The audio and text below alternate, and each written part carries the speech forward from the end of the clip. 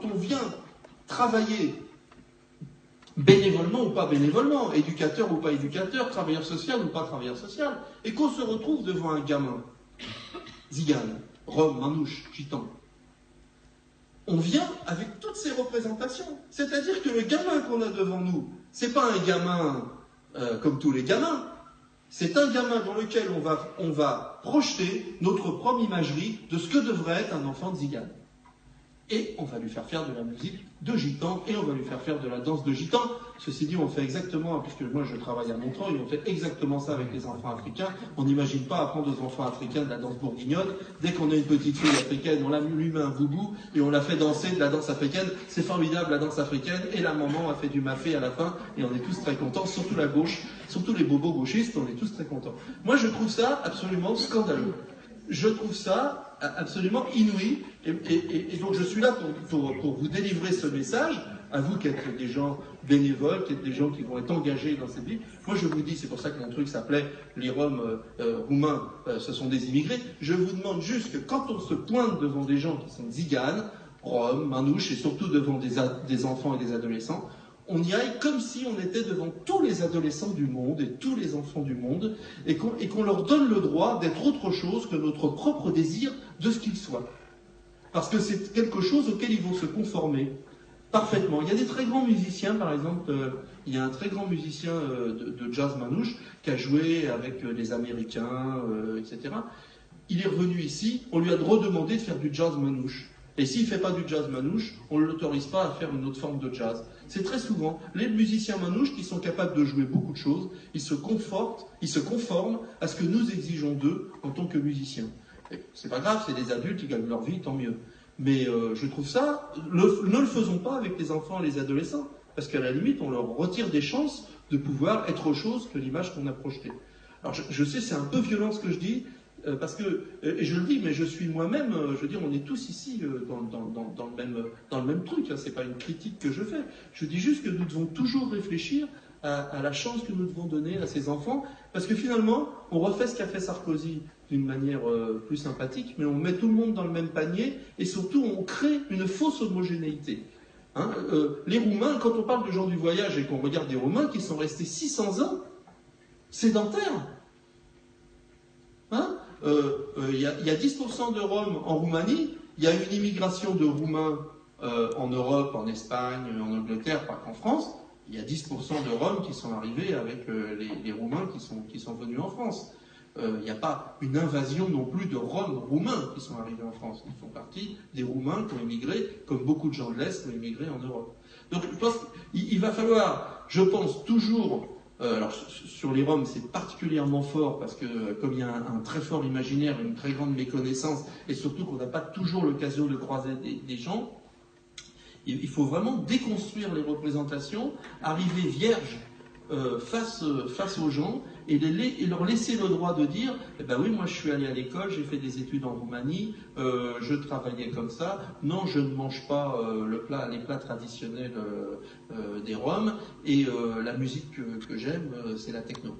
Voilà. Et je crois que c'est un grand effort à fournir de notre part, mais je pense que c'est nécessaire pour pouvoir travailler et avoir des relations saines avec, par exemple, un anthropologue qui travaillait en Auvergne avec les manouches d'Auvergne. Il disait, ben voilà, les manouches mangent du hérisson, donc tous les ziganes du monde mangent du hérisson, etc. C'était la grande période du structuralisme, et ce que faisait un gitan à Montreuil, il fallait que le Rome aux États-Unis fasse exactement la même chose, parce qu'on créait artificiellement une communauté. Alors moi je pose la question, hein, mon ami a reprécisé que les gens étaient partis du XIe siècle, le XIe siècle d'Inde, du Pendjab. Qui parmi vous sait où étaient ses aïeux au XIe siècle, et quelle influence a le fait que ses aïeux étaient en Inde ou au Venezuela au XIe siècle sur sa vie actuelle, hein.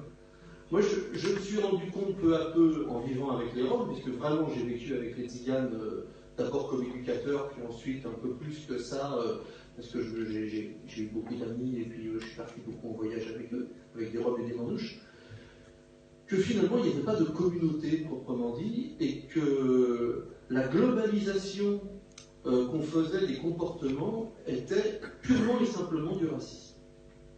Et quand, en 2010, il y a eu le discours de Grenoble dont tu parlais, j'ai écrit mon bouquin qui s'appelle L'utilité politique des Roms en 3 jours et 3 nuits de colère, parce que finalement, qu'est-ce qu'avait fait Sarkozy?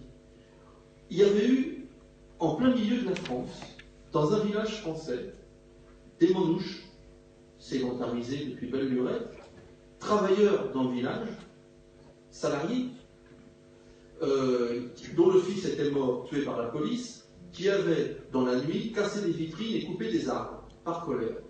Sarkozy a fait son discours et il a dit, eh bien, puisque ça s'est passé, on va expulser les terrains des Roumains qui sont en région parisienne. Qu'est-ce qu'il a fait? Il a fait ce qu'on a tous tendance à faire, c'est pour ça que je dis ça avec beaucoup de prudence. Sarkozy l'a fait, mais je pense qu'on le fait tous. Qu'on le fait tous de façon positive ou négative. C'est-à-dire qu'on a fait un lien entre un groupe humain de gens qui étaient immigrés peut-être de 1930 ou 1940, qui étaient des gens qui avaient voyagé en caravane et puis qui s'étaient sédentarisés et qui avaient trouvé un taf comme tout le monde dans un village, et qui ce jour-là étaient en colère, mais qui sont d'origine manouche, j'imagine dans le village on les appelle peut-être les manouches, je ne sais pas. Il a fait un lien entre ces gens-là avec des gens qui venaient d'arriver de Roumanie, c'est-à-dire qui étaient des immigrés économiques roumains, qui se retrouvaient sur des terrains. Il en a fait un lien, un petit peu comme si je disais ah bah oui, les Noirs, ils aiment tous la musique. Hein, si je vous dis les Noirs, ils aiment tous la musique, tout le monde va trouver ça une espèce de folie raciste. Et bien, il a fait exactement la même chose. Et donc, moi, je me suis dit, qu'est-ce que c'est que ce racisme? Et je le retrouve, c'est amusant parce que ce racisme, je le retrouve évidemment facilement chez les gens qui haïssent les tziganes au sens large du terme, comme ce jour-là chez Sarkozy, mais je le retrouve aussi chez les gens qui adulent les tziganes. Hein, tous les tziganes sont des merveilleux musiciens, tous les tziganes sont des merveilleux créateurs, tous les tziganes élèvent leurs enfants de cette manière-là, chez les tziganes on ne divorce pas, chez les tziganes... mais moi je peux vous dire que peu à peu, en vivant avec les Roms et avec les Manouches, toutes ces représentations se sont déconstruites les unes derrière les autres. Campagne, selon qu'ils aient été des ouvriers agricoles ou selon qu'ils aient été dans les villes où ils avaient été à l'école, selon qu'ils soient des caldeirages qui avaient des belles maisons ou selon que c'est des gens qui ont perdu leur taf parce qu'ils n'ont pas récupéré de terre et donc qui étaient très peu scolarisés, on a énormément de différences. Et parler des Roms roumains déjà est une absurdité. Parler des Roms roumains est déjà une absurdité. Vous dire là maintenant, vous savez, quand vous êtes avec les Roms roumains, vous devez vous comporter de cette manière-là. Mais ça n'a aucun sens. C'est comme si je disais, vous savez, quand vous croisez un Français, c'est très simple, hein, vous lui offrez des frites, il sera content. Moi, je suis là. Ce que je vous raconte, c'est une expérience personnelle. C'est-à-dire, je suis parti, bon étudiant, sur un structuralisme qui réunissait les gens dans une homogénéité de comportement, et peu à peu, je me suis aperçu que ça n'existait pas. Et que c'était une création de l'esprit. Hein. Et donc, moi, j'ai donc dans ce livre cherché qu'est-ce qui créait la ziganité. En quelque sorte. Par exemple, je vais vous raconter plusieurs livres pour enfants. J'ai lu une quarantaine de livres pour enfants qui s'adressent à nos enfants et qui sont des livres sur les petites ziganes. Et par exemple, je vais vous donner une thématique qui revient très souvent. Un enfant est un jour trouvé dans la forêt, abandonné. Un couple le récupère, de braves gens, comme nous tous ici. On l'élève, et un jour passe un cirque. Et alors, comme passe le cirque, cet enfant est irrémédiablement attiré par le cheval, par la liberté et par le vent. Vous vous rendez compte? Et cet enfant, on s'aperçoit ensuite que c'était un enfant qui avait été perdu, un enfant zigane qui avait été perdu ou abandonné par une famille zigane. Vous devez respecter certaines choses, certaines valeurs, comme le respect des minorités, le respect des orientations sexuelles, le respect des croyances. Comprenant que la Roumanie, la Bulgarie ou la Hongrie, par exemple, ne respectaient pas ces différentes dispositions légales, je me suis rendu compte que l'Europe n'était pas assez forte, et c'est à ce titre que j'ai commencé à prôner l'Europe, et c'est à ce titre que j'ai commencé à me battre pour une Europe forte, une Europe fédérale, une Europe sociale, et donc plus seulement une Europe des marchés et une Europe du capital. Voilà. L'aspect économique n'a pas tout à fait été développé, parce qu'en réalité, effectivement, il y a des raisons économiques qui font qu'on vient en France, mais on ne peut pas reconnaître en France cette dimension économique pour donner un statut particulier. Donc il y a une forme de racisme, là c'est très clair. Et j'ai eu l'occasion d'aller en Roumanie discuter avec les Roumains, et on peut dire que les Roumains sont aussi racistes avec les Roms qu'on pourrait dire en France, sans choquer personne, les Corses, avec notamment des Français d'origine maghrébine, les Corses ils sont particulièrement racistes. Donc on a des endroits où il existe un racisme, et c'est assez répandu. Et autre élément, la différence de ville-campagne. Alors effectivement, tu disais qu'il y avait des différences fondamentales. Moi j'ai toujours considéré qu'il n'y avait pas de différence entre État et État, mais entre ceux qui habitent en ville et ceux qui habitent à la campagne. Dans des populations où il y a 30 ou 40 habitants ou 100 habitants, moi je suis originaire d'un petit village d'Ariège, au fond de l'Ariège perdu, et c'est une situation où tout le monde se connaît, alors qu'en ville personne ne se connaît, c'est anonyme, c'est abandonné, etc. Donc, problème et dernier élément par rapport à ce qui a été dit avant, question européenne. Alors, l'Europe ne s'est jamais saisie de manière très forte d'une position unique pour l'aspect européen. On a évolué vers des critiques, et c'est ça un élément fondamental que je peux aborder en introduction, c'est l'opposition fondamentale entre la loi française, les règles françaises, et ce qui a pu être fait au niveau européen. Donc il y a des contradictions, il y a des décisions, il y a aussi des institutions en France qui vont critiquer. Donc, si vous voulez, en un mot, on peut parler de l'entrée, du séjour et de l'expulsion des Roms. Donc, pour l'entrée, ça a été évoqué, il y a une venue des Roms, en particulier à cause de la chute du mur de Berlin, et dans les pays de l'Est, il n'y a plus de travail, il n'y a plus rien. Donc, ils sont vraiment encore plus abandonnés que les autres, parce qu'on les rejette plus facilement.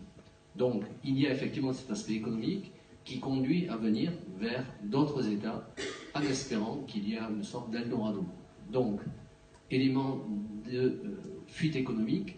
Alors c'est vrai que quand on a le migrant européen classique et le migrant rome, il y a une grande différence. Bon, le migrant européen classique, on peut dire, ah, l'Allemand qui est chez Airbus, il vient, il a un salaire, un boulot super, il s'en va, donc ça c'est le migrant européen classique, alors que le Rome, il vient, il n'a pas de boulot, il n'a pas de toit, etc. Donc c'est une opposition totale. Alors l'important c'est surtout le séjour en France. Donc le séjour implique un certain nombre de règles, un certain nombre d'éléments que l'on peut évoquer alors rapidement, bien que, puisque mes camarades ont été assez courts, donc moi je peux être plus long finalement, non j'abuserai pas. Donc il y a plusieurs éléments qui sont apparus. Donc d'abord la question des aires de stationnement. Vous avez une loi du 5 juillet 2000 qui implique dans toutes les communes de plus de 5000 habitants, il doit y avoir une aire de stationnement. Donc cette loi a à la fois été une volonté de progression, mais aussi en compensation une facilité plus grande d'expulsion. Et ces aires de stationnement, elles sont remplies à peu près dans les communes à maximum 50%.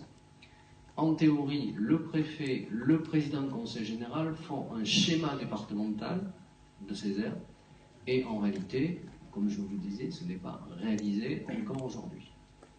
Alors, il y a d'autres éléments assez importants sur la manière dont il y a une reconnaissance de certains grands pas. Donc, on peut dire en matière de santé, un problème, comment peut-on se faire délivrer une carte vitale? En matière de santé, il y a une dégradation très forte de la santé. On dit par exemple qu'il y a une mortalité natale 9 fois supérieure à la moyenne française. Donc, des éléments de discrimination.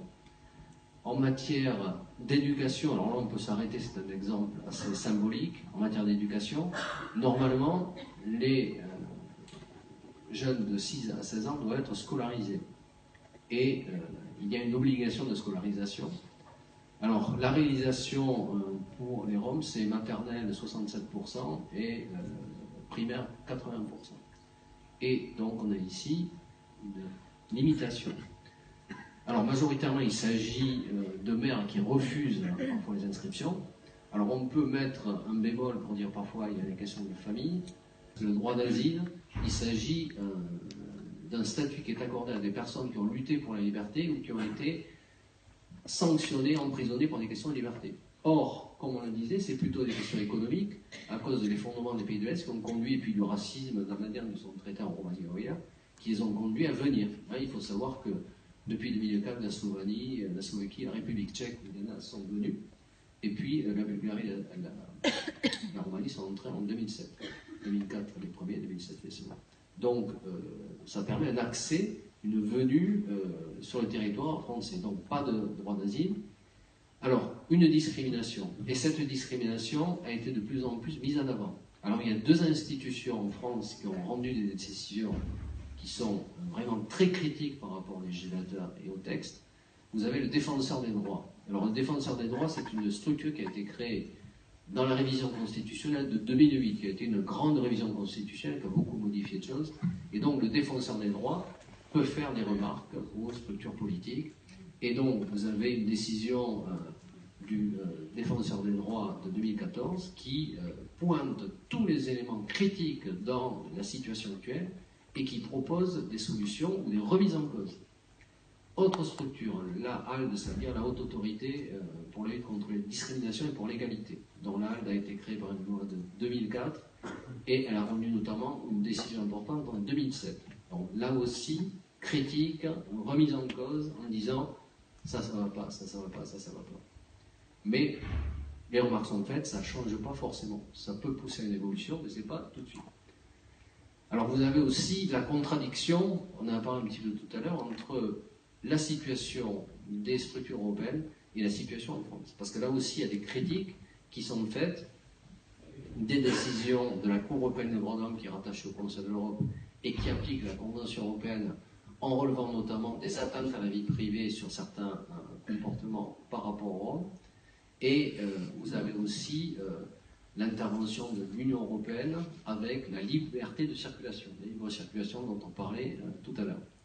Donc, critique par l'Europe, critique aussi au niveau ONU, avec les comités de droits de l'homme qui vont critiquer la situation. Donc, on ne manque pas de critiques.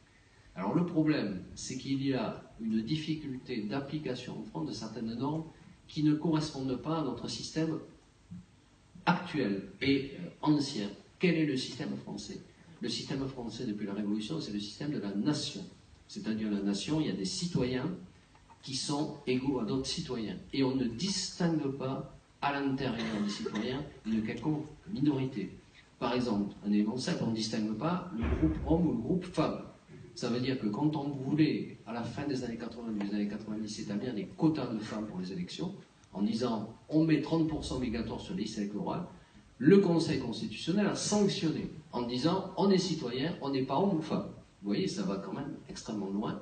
Et il a fallu réviser la Constitution pour imposer une parité entre hommes et femmes pour qu'on puisse arriver à des situations actuelles comme pour le Conseil départemental où on a un homme et une femme, on a élargi les cantons, on est d'avoir un candidat, on a élargi et on est passé sur 2 cantons avec un homme et une femme. Oui, c'était pour M. Vigier. Donc, au niveau des expulsions, ça que je n'ai pas entendu évoquer, mais qui me semble qui était le cas, parce que moi aussi je suis citoyen européen qui habite en France, et pas français. J'avais cru comprendre, à mon sens, c'est le texte de loi que j'avais vu, qu'en tant qu'Européenne, dans les traités européens, on a le droit de s'établir dans n'importe quel autre pays de l'Union européenne, tant qu'on a soit un boulot ou soit les moyens de subsister. Et que si jamais on dépassait, je ne me rappelle plus le nombre de mois, et qu'on devenait dépendant de l'État dans lequel on n'était pas un citoyen, que les pays pouvaient vous expulser vers votre pays d'origine, peu importe si on est roumain, espagnol, italien ou... Oui, effectivement, bon, je vous ai dit que j'essaie de synthétiser beaucoup de choses, c'est ce que j'essaie de faire, mais on peut développer chacun des points de manière importante, donc effectivement je ne l'ai pas dit, mais quand on a une situation où on va considérer qu'on abuse des services sociaux et qu'on n'a pas de véritable point d'attache, pas de travail, c'est vrai qu'on considère qu'on peut renvoyer la personne parce qu'on peut considérer qu'elle n'est pas, elle n'apporte rien à la société. Donc on dit, elle ne travaille pas, elle n'a pas toujours un domicile fixe et les droits sociaux qu'elle peut avoir. Alors en réalité, on sait très bien qu'on a un difficile accès aux droits sociaux. Mais vous disiez que c'était valable effectivement pour n'importe quelle personne, vous disiez un italien, un espagnol, n'importe lequel, peut tomber sur cette exclusion fondée sur une sorte d'absence de travail et un abus de droits sociaux. Voilà, c'est le terme exact qui est utilisé.